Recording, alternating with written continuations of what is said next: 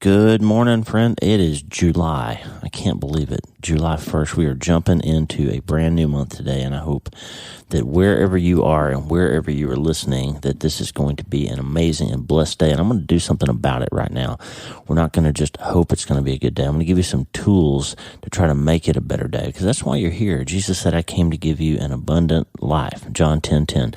The thief comes to steal, kill, and destroy, but I came that you might have life and have it abundantly. And that's what we're going after.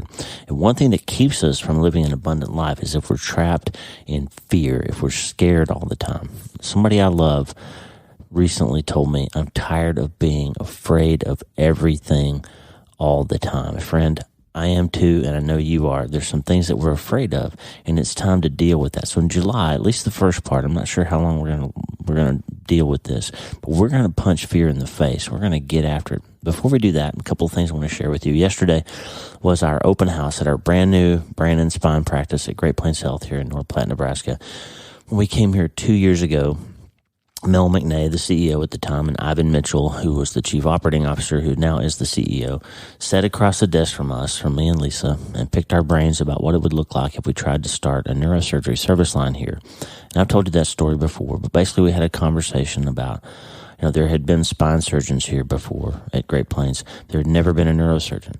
And people had been flown out of here with head injuries and even minor things that just required a neurosurgeon's observation, even if they didn't need surgery. People had been flown out of here for decades. And finally, the vision was, could we bring a neurosurgery service line here, develop a brain surgery program, teach everybody everything that needed to be taught, have the system step up and equip the operating room and equip the clinic, and build a place where people would fly into here instead of away from here for neurosurgical problems. And we talked about that, and Ivan said basically what would it take, and we said, well, it's going to take this, that, and this set of equipment and this set of people and this type of team, and we've done it. We agreed to do it, and the hospital stepped up, and the board, from the board members to the C-suite to Lisa and I working together, to everybody that swung a hammer and hung drywall and painted stuff and ran wires. Yesterday, we officially launched the new clinic. Now, we've been seeing patients for about 3 weeks, but we had the open house yesterday, and the brand new clinic is based on Lisa's design from our old office back in Auburn, which was a state-of-the-art, efficient, designed based on the psychology of healthcare delivery. Lisa did an amazing job building an office that would maximize my efficiency and our ability to take care of patients and make them feel comfortable when they're dealing with hard things. And yesterday it all came to fruition, and it was just amazing. So I just want to say thanks to Lisa, to Ivan, to Mel, to all the dozens of people who literally have worked so hard, to Al and Kristen and Annette and everybody who came here from Wyoming with us. And now we have a new PA, Damon, starting on Tuesday, who came from Wyoming as well, that I've worked with for years, and just an amazing group of people. And we're just so excited to be here and be doing this thing that started with a conversation. And just want to take a minute to thank all those people. So thank you. Yesterday was amazing. I'm so proud of Lisa, and she just has knocked it out of the park and built this place where people will be comfortable and we can deliver healthcare at really a world-class level right here in this small town in Nebraska. And it's amazing. So thank you for all your prayers and your support, and for 2 years of hard work, and we're getting it done. Yesterday was just something else. So let me just tell you for a minute about fear. So my friend, this person that I love, said, I'm tired of being afraid all the time. Well, here's what we're going to do. We're going to overcome fear in July. We're going to learn how to punch it in the face. And one of the ways to do that is to know that it's coming, to be honest with ourselves about the fact that we are afraid. There are some things that are scaring us, and we need to recognize that there are certain times of day and certain situations when it tends to pop up and begin to overwhelm us. For some people, it's when you're trying to go to sleep. Okay, so what tends to precipitate the fear? And so since we know that we're afraid of certain things, do we medicate ourselves with alcohol or drugs or television or shopping or eating? Do we just do something when we know that time is coming and we don't want to deal with it, we don't want to think about it, so we just numb ourselves so it doesn't feel as scary, or we can just stop thinking or fall asleep and not have to think about it for a while? Do we do that? Well, if we do, then a reliable set of things happens in response to that. After a while, the thing that we're using to numb ourselves from the things we're afraid of start to become the things we're afraid of. So after a while, if you use alcohol, for example, you say, holy cow, I might be an alcoholic. Now I've got a whole nother problem to deal with. Holy cow, I'm starting to forget things. Holy cow, I fell down the stairs. Holy cow, I woke up with a radial nerve palsy because I slept on my arm wrong because I was intoxicated. Like, we start to have problems as a result of the ways in which we're not dealing with our fear properly. Right? Holy cow, I weigh 500 pounds. I got to use a crane to get me out of my house and go have emergency bariatric surgery because I've eaten so many Cheetos. Thanks, by the way, to our dear, sweet listener, Beth Maxey. She sent me a post on Facebook about Cheetos and how they came about as a byproduct of some animal research that some farmers were doing, and the process they were using to make this food for the animals spit out these toasted cheese corn puffs, and it turned out to be where Cheetos came from. So thank you, Beth, for noticing that I talk about Cheetos a lot. So I guess that's one of my common things that I say. I'm really not eating Cheetos anymore, but that's been my go-to for years. When I was a little kid, I would always go to the crunchy Cheetos. The puffy ones are good too, but Cheetos. Anyway, thanks, Beth Maxey, for that. But listen, if you weigh 500 pounds because you've eaten so many Cheetos that you can't get out of your bed anymore, and now it takes a system of people to help you, that came from a place where you were using food to cover something else. If you're using one thing to cover another thing, then that thing that you're using becomes its own problem. And then you start being afraid of that. Nobody's going to love me because I'm a hopeless drunk. Nobody's going to love me because I've gained so much weight. My wife's going to leave me because I can't stop gambling. Well, why are you doing those things? It's because you're covering something else. You're numbing yourself with this behavior, and that's become a new problem. So we got to deal with that too, okay? But remember, though, you can't have it both ways. We talked the other day. You can't have the joy that God wants to give you in the morning. The psalm says, though the weeping may tarry through the night, the joy comes in the morning. You can't have the joy in the morning if you're not willing to weep a little bit at night. Let him walk through you with it. Yes, I'm weeping. I'm sad. I'm afraid. I'm scared. Let's just deal with that. Okay?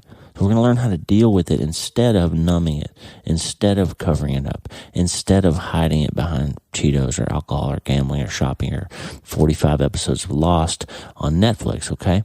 We're going to learn how to process it properly. We're going to tame those dragons, as Daniel Amen says. So we're going to punch that in the face in July. We're just going to get down in the weeds, and we're going to deal with it, okay? Another thing, we're going to have to be honest. We're going to have to name our fears. We're going to have to say, what is it that I'm really afraid of? We're going to have to take a healthier approach to learning how to deal with it. Now, I'm going to give you a song, because remember the treatment plan. My new book, Hope is the First Dose, we talk about major traumas and massive things that happen, but there's also a lot of sort of mini massive things that happen, and you need a treatment plan. One of the parts of the treatment plan that we've been talking about a lot lately is the prehab aspect. When I'm going to do back surgery on somebody, I usually send them to physical therapy first so they get a little stronger. They learn some mechanics about how to take care of themselves post-operatively. They learn how to get their posture and their balance and their lifting and their twisting and the ways that they move their bodies in better shape so that they don't hurt themselves after surgery. We arm them with some better strategies ahead of time because we know that the surgical trauma is coming, right? So that's what I want you to do. Since you know that there are things that you're legitimately afraid of and you know that you're going to have to deal with them, I want to give you some prehab for when they pop up. And one of the ways that I do that is putting good thoughts in my head, scriptures, songs, good thoughts from other people, things that I've read, making sure that when I listen to audiobooks, I'm putting good stuff in there and not stuff that is just brain candy or stuff that makes me actually more afraid. Okay? Let me give you an example. Psalm 71 and Isaiah 46 were written about 200 years apart. David, the psalmist, lived around 900 BC, and Isaiah lived around 700 BC. So these two scriptures were written about 200 years apart. But listen to Psalm 71. David, this is when he's older. It's kind of a song in the winter of his life. And he says, "In you, Lord, I have taken refuge. Let me never be put to shame." He's looking back at the end of his life and says, you know what? I've reliably gone to you for my refuge, and your righteousness rescued and delivered me. Turn your ear to me and save me. So here he is, close to the end of his life, and he's scared. And he's remembering that over the course of my life, I've dealt with Goliath, I've dealt with armies, I've dealt with enemies, I've dealt with plots against my life, and I've taken refuge in you. So he says it again in verse 3. Be my rock of refuge. So notice, in verse 1, he's saying, God, I've always turned to you for refuge. Now here in verse 3, be my rock of refuge, to which I can always go. So again, he's saying, you've always been my refuge. Do it again, God. Do it again. Be my rock to which I can always go. Give me the command to save me, for you are my rock and my fortress. Deliver me, my God, from the hand of the wicked, from the grasp of those who are evil and cruel. He's saying, you've done it before. Do it again. Verse 5. Why? For you have been my hope, sovereign Lord, my confidence since my youth. From birth I have relied on you. Verse 7. I have become a sign to many. You are my strong refuge. My mouth is filled with your praise, declaring your splendor all day long. He's recognizing that because he always calls on God and because he always holds up God as the source of his strength, other people have noticed that, and they're using God as their source of strength too. He's reflecting on the fact that his life has been helpful to other people. I hope that's me too. I hope it's you. I hope that I've been a sign to many that God is my strong refuge. My mouth is filled with your praise, he says. And then verse 9, do not cast me away when I am old. Do not forsake me when my strength is gone. That's a fear that we all have. We're getting older. Time is passing. We're afraid that people won't love me. If I don't look like I did 20 years ago, my husband won't love me anymore. If I don't have my physical strength, my kids won't respect me anymore. If I don't have the ability to earn income or do these big things that I used to be able to do, people won't value me anymore. He's saying, don't cast me away, God, when I'm old. Don't forsake me when my strength is gone. Verse 12, do not be far from me, my God. Come quickly, God, help me. And verse 14, as for me, this is, by the way, this is the verse I think I'm going to sign Hope is the First Dose with. When I sign a book for you, if you come to one of my book signings, I'm going to sign, I think, Psalm 71:14. As for me, I will always have hope. I will praise you more and more. As for me, I will always have hope. I will praise you more and more, more and more, more and more. How about that? Now, here's the point. Verse 18. Even when I am old and gray, do not forsake me, my God. Now, I made the point. I was going to make the point about how David wrote this in about 900 BC. Even when I'm old and gray, do not forsake me, my God. God inspired him to write that. I'm not going to give up on you, friend, when you're older. Now, Isaiah 46, 200 years later, God says it again.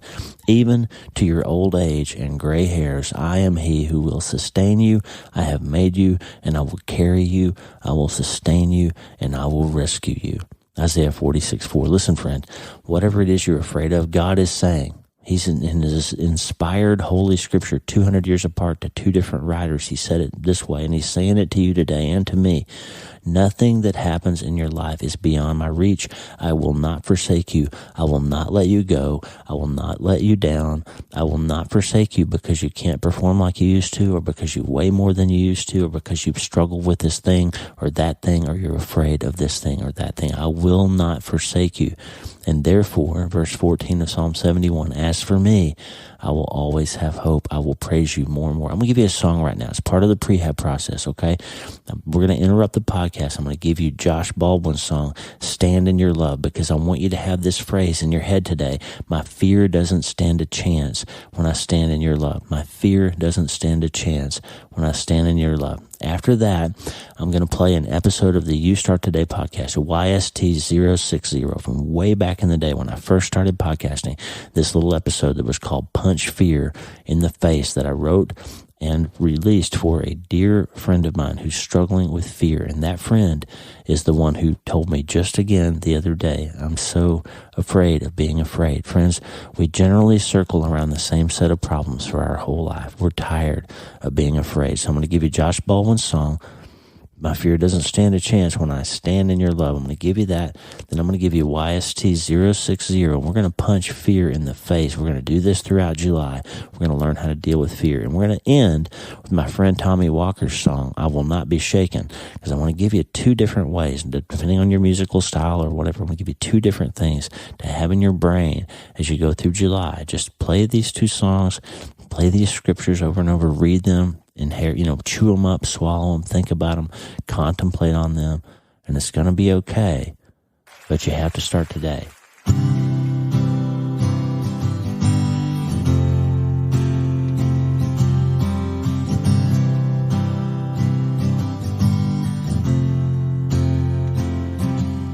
When darkness tries to roll over my bones,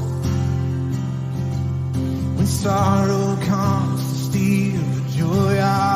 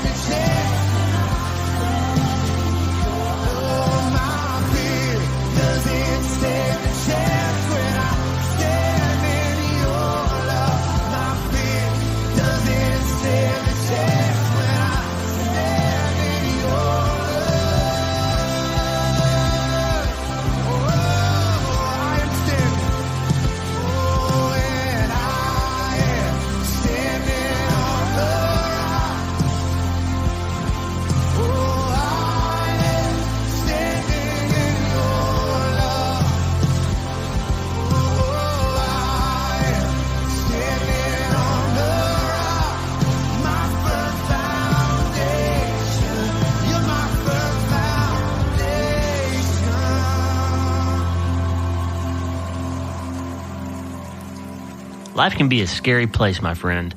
Sometimes fear can paralyze us, keep us stuck, and ruin our quality of life. And sometimes it's more of a nuisance that keeps us playing it safe, afraid to really go for something we want. If you're dealing with fear, then take heart. Today on YST, we're going to learn how to punch fear in the face. Stick around to learn how to handle fear starting today. Hey, are you ready to change your life? If the answer is yes, there's only one rule. You have to change your mind first. And my friend, there's a place where the neuroscience of how your mind works smashes together with faith and everything starts to make sense. That place is called self-brain surgery. You can learn it and it will help you become healthier, feel better, and be happier. And the good news is you can start today. Thanks, Lisa. Hey, so glad to have you listening today. I'm Dr. Lee Warren, and I live in Nebraska in the United States of America with my incredible wife, Lisa, my father-in-law, Tata, and the super pups, Harvey and Lewis. I'm a neurosurgeon and an author, and I'm here to help you harness neuroscience, the power of your brain, faith, the power of your spirit, and good old common sense to help you lead a healthier, better, happier life. Listen, friend, you can't change your life until you change your mind, and I'm here to help you learn the art of self-brain surgery. To get it done, you can get the show notes and more at drleewarren.podbean.com.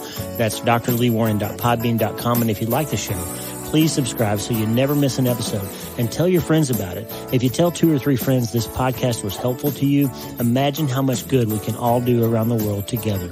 I'm Dr. Lee Warren, and I'm here to help you change your mind so you can change your life. Let's get after it. Imagine this. Something startles you awake tonight. Your eyes open in the darkness, and through the fog of sleepiness, you become aware of the smell. There's smoke in your house. Then it hits you.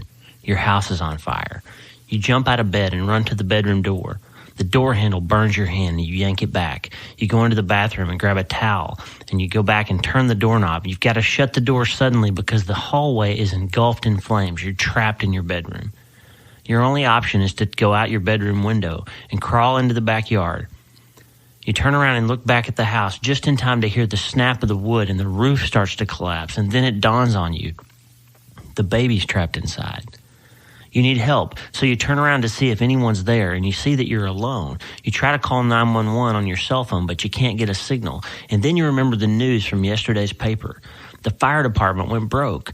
Batman retired. The city council passed a resolution that no one is allowed to help anybody else if there's a fire. You're alone. So to recap, the house is on fire. The baby's trapped inside. No one's coming to help. That would be scary, right? The good thing is it's not really happening. But you know what? Life can be really terrifying. Usually not like house on fire terrifying, but really, really scary. There's scary things in life. I faced some real life fears when I was in Iraq, getting mortared and rocketed and seeing horrible things. And then the worst thing in my life was 2 years ago yesterday when my phone rang in the middle of the night and I found out that my son died. That was the culmination of all the fears of parents everywhere, the fear that something will happen to your child. You know what? The economy can be a minefield. Doctors I know are starting restaurants, or even worse, signing up to work for lawyers or insurance companies because they can't make a living practicing medicine anymore. Computers are taking over your job. Relationships are hard. Single moms are wondering if they'll ever find Mr. Right. Mr. Right looks in the mirror and shakes his head. His looks are still holding up, but he just lost his job. If none of those things scare you, then just turn on the news for a minute and something will. This life is full of things that even the stuff that goes bump in the night would be afraid of. Being afraid, though, keeps you stuck. It keeps you unable to move forward in your life. So when you're afraid, my friend, what do? Our instinct is usually to hide from, avoid, and deny the things we're scared of. We figure if we pretend it isn't there, maybe it'll go away. Or maybe someone else will take care of it. But I've got a news flash for you. Batman's not out there waiting to take care of all the things you're scared of. Here's the deal, though. Your house is on fire, and no one's coming to help. And in case I forgot to mention, the baby's trapped inside. This is a scary scenario, but if you put it another way, something in your real world, the thing that you're afraid of is out there waiting for you. and for you alone to handle it. The only way to take care of the things you're scared of is to deal with it yourself. The best way to overcome fear is to punch it right in the mouth, punch it in the face. If you're worried about you losing your job, work harder. Own that thing. If you're a ditch digger, dig them so well that dirt hopes it gets to be dug by you. Make your boss say to himself, man, I wish I worked for her. Become indispensable. Or better yet, start your own ditch digging website and teach other people, let other people pay you to teach them how to become the best ditch digger in the world like you. If you're afraid of the economy and losing all your money and ending up under a bridge somewhere, then spend less money, save more money, look for a better job or a new financial advisor. You're not going to win the lottery, so scratch that one off your list and get busy with an actual plan. This is serious. I just read somewhere that you're more likely to be struck by lightning while being eaten by a shark than you are to win the lottery. You're not going to win the lottery, so that shouldn't be your plan for getting out of trouble. If you're afraid you're going to have a stroke, then put down the beer and cigarettes, brother, and hit the gym. Talk to your doctor first, of course. Here's what I'm saying. Most of the things we're afraid of are bullies, and bullies run away when you stand up to them. If the schoolyard bully's in your face and you punch them right in the mouth, they usually run away. There's almost always a better way or another option than just letting fear paralyze you. Seriously. Obviously, the things we're afraid of really are sometimes as scary as they seem. The test results really are bad sometimes. Sometimes they really do show incurable cancer, and sometimes the company really is going out of business and you really are losing your job. But you know what? You still don't have to give into or live in fear. Even when real life things are happening, you don't have to be paralyzed with fear. You can become healthier, feel better, and be happier by making a decision to be a firefighter instead of the baby trapped in the house helpless. You can be a first responder, and when the fire is burning and something really is scary, you can learn how to take action and deal with it, because this is the real world and the clock is ticking. You don't know how much time you've got left. You know, though, that the fire is burning. That thing is out there that you're scared of, and you got to deal with it. The baby's crying and waiting for you and you alone to take care of it. It's time to stop being afraid. It's time to start moving toward that scary thing and make it better. If you can't fix it, expose its falseness, or overcome it, then at least you'll know that you were brave enough to try.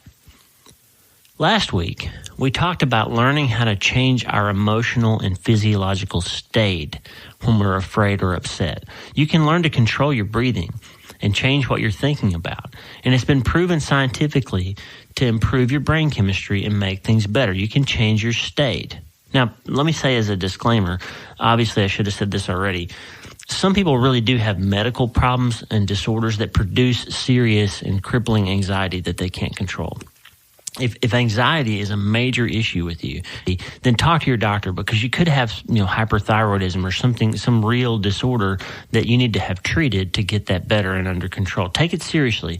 Get the help you need. I'm a doctor, but I'm not your doctor here. I'm just your friend talking with good advice on this podcast. So if you're having a real struggle with anxiety that you can't get under control, go see a doctor. Don't let it eat up your life. But the truth is, most of us can make it better when we're afraid by learning how to change our state.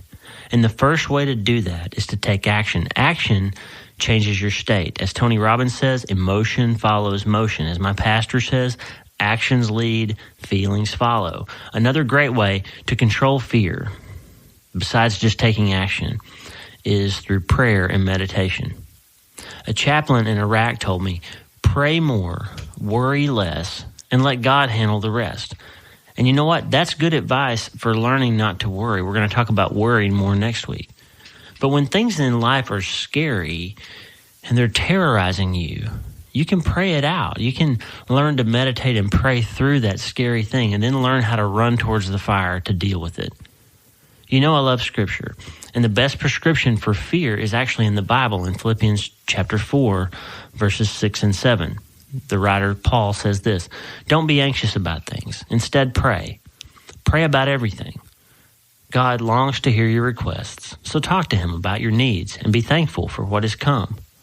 And know that the peace of God, a peace that is beyond any and all our human understanding, will stand watch over your hearts and minds in Jesus. Did you catch that? When you're worried, my friend, pray about it. God will give you peace instead of your worry. He'll replace your worry with peace. It doesn't necessarily take away the thing that's scary, but you can get yourself into a state where you're ready to handle it. You're more calm, you're more peaceful, and you're more able to rationally put a plan together to start punching that fear in the face. Pray more, worry less, and let God handle the rest. There's another verse. Psalm 34:18 says this: "When I needed the Lord, I looked for him. I called out to him, and he heard me and responded. He came and rescued me from everything that made me so afraid." You get that? You're afraid, you pray. You seek help from a higher power. You look to something bigger and more outside yourself, and you find the answer when you pray. You can be rescued from everything that makes you so afraid. When you're less afraid, you're able to put a plan together. You're able to cognitively and rationally deal with those things that are afraid of you, because you know what? The house is on fire. No one's coming to help. The baby's inside, and you're her only hope. You've got to save that baby, my friend.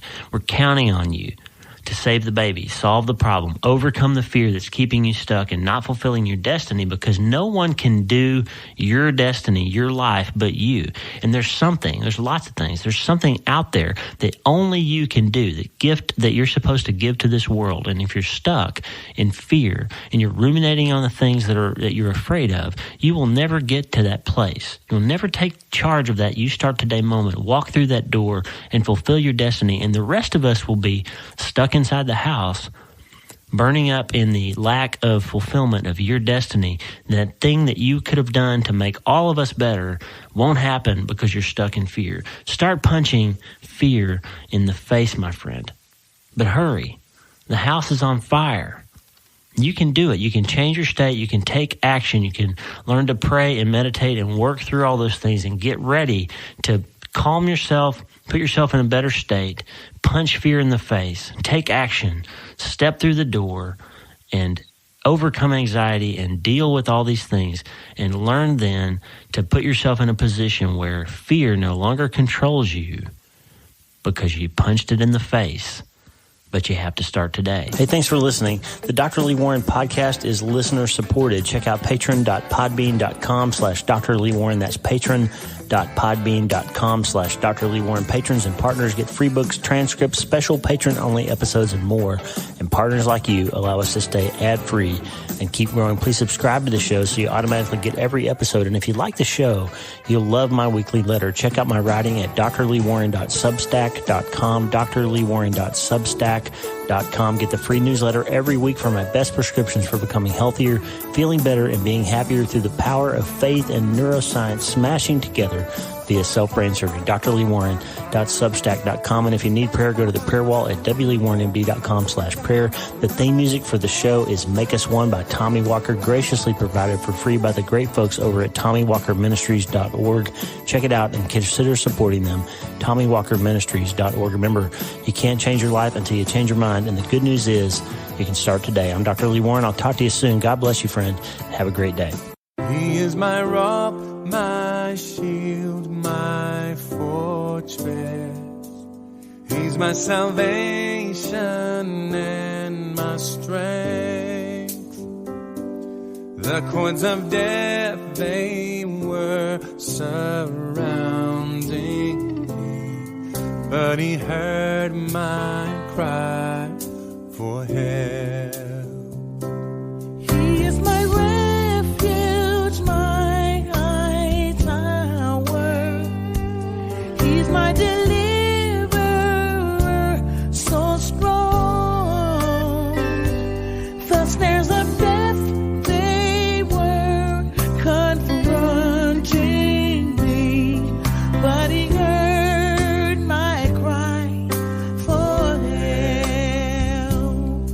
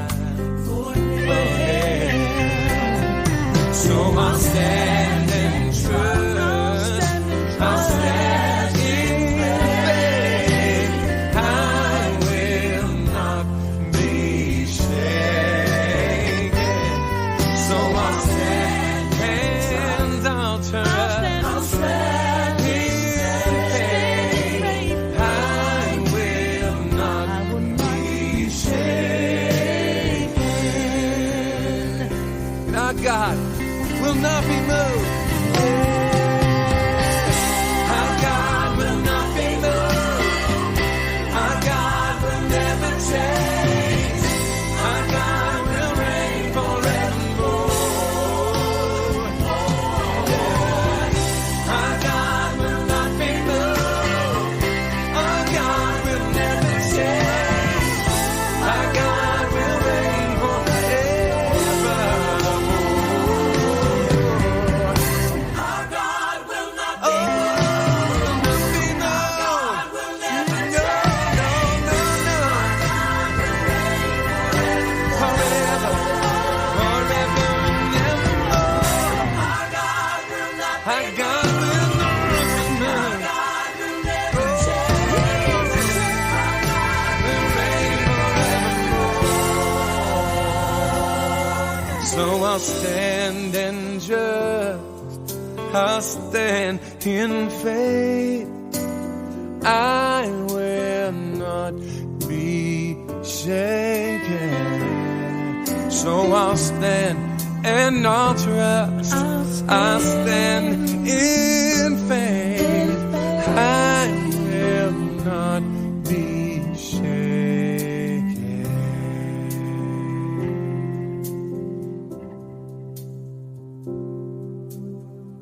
Holy, holy, holy, Lord God Almighty.